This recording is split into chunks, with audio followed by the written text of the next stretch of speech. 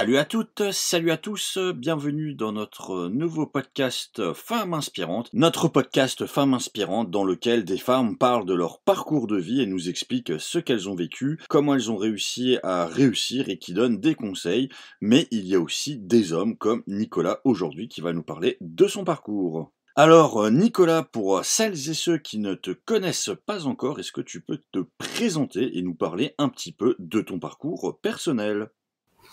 Alors, je vais essayer de résumer 36 ans d'une longue vie déjà en quelques minutes. On va essayer. On va essayer. On peut un peu schématiser. On va dire que j'ai eu deux vies, deux phases en tout cas de vie.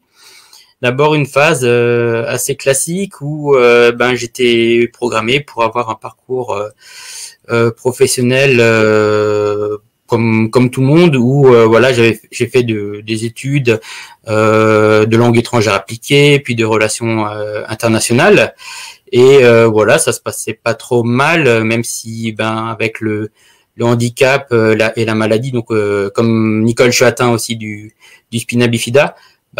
Forcément c'était pas simple tous les jours, mais au final les études se sont pas si mal passées que ça, avec toutes les adaptations qui étaient nécessaires bien sûr. Mais quelque part je me sentais pas ma place vraiment ici, mais c'était compliqué de bifurquer parce que du fait du handicap, c'est pas simple de partir à l'aventure, de sortir un peu des sentiers battus.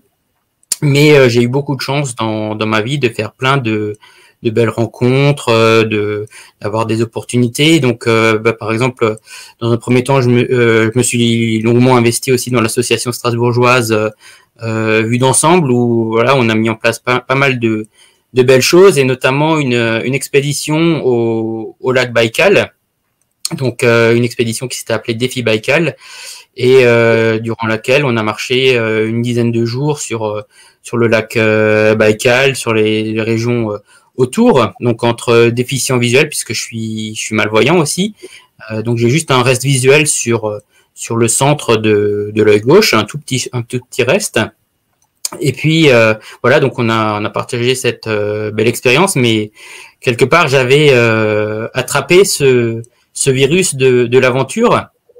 Et donc, j'ai essayé un peu de mener mon chemin comme je pouvais, même si c'était évidemment pas simple. Hein. On part pas comme ça à l'aventure quand on a un handicap. Mais au fur et à mesure, j'ai essayé d'avancer pas à pas.